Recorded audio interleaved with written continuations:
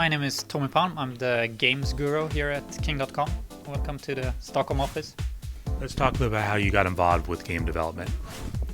I started really early on, back in the mid-80s. I started programming for Commodore 64, and I've always been a huge game fan. I started making games with my friends. Then in the late 90s, I founded a games company, and we started making games professionally. And I've been doing mobile games ever since. In I would say 99 we did the first mobile game, and since then I've been continuing doing mobile games. So now it's about 14 years with mobile, and it's not until the late years now that mobile game really taken off, and it's now one of the biggest game consoles, I would say. Yeah. Can you talk a little about the mobile development and the perspective of there's so many people out there that have smartphones and tablets today, but there's also a lot of competition. What does it take to create a successful mobile game today?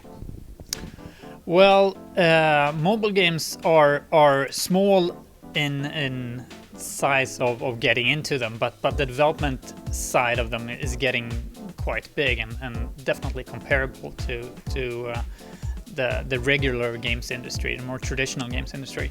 When it comes to the type of social games that we do at King.com, there's a lot of things going on in the back end that the end user doesn't necessarily see. We do a lot of server-side development where we make sure that the systems are up and running, where you can connect with your friends, send messages, and have fun together with them, see pictures of them in the high score lists, etc. So that's a lot of what the work efforts here at the Stockholm office is doing. I have a server-side programmer background myself, so I've always been very interested in that type of development. When it comes to cross-platform, can you talk about that as well? People being able to play smartphone, tablet, PC? Yeah, that's been one of our focus areas. And I think that's also one of the great opportunities with smartphone and tablets.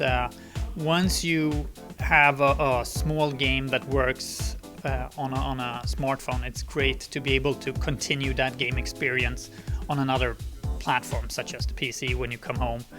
And we've been working a lot here for the past years with really making sure that you feel that you have the same game on your different devices, but you can continue your game session at the device that's closest to you at a certain point of time.